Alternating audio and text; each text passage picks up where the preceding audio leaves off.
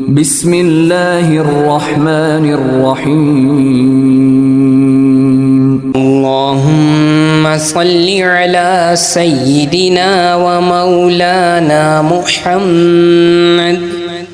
صاحب التاج والمعراج والبراق والعلم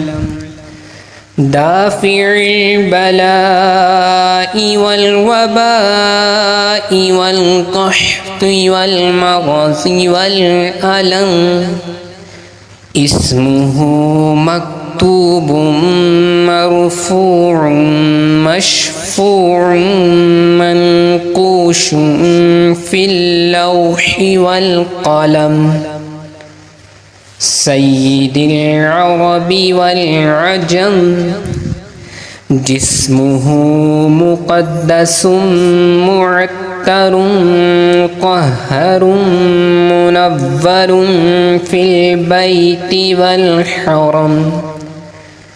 شمس الضحى بدر الدجى صدر العلا نور الهدى كهف الورى مصباح الظلم جميل الشيم شفيع الأمم صاحب الجود والكرم والله عاصمه وجبريل خادمه والبراق مركبه والمعراج سفره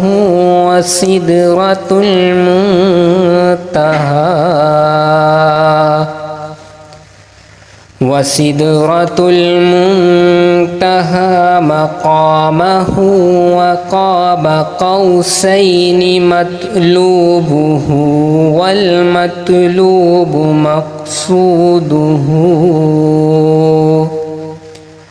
والمقصود موجوده سيد المرسلين خاتم النبيين شفيع المذنبين أنيس الغريبين رحمة للعالمين راحة العاشقين مراد المشتاقين شمس العارفين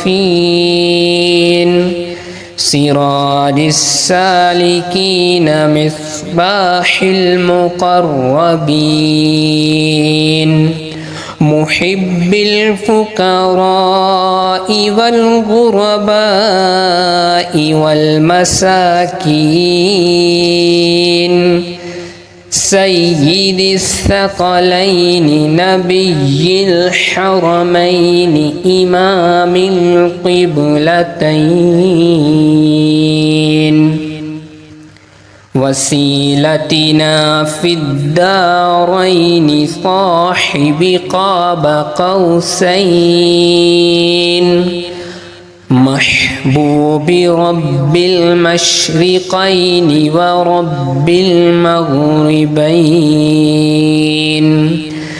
جد الحسن والحسين ومولانا ومولى الثقلين أبي القاسم محمد بن عبد الله نور من نور الله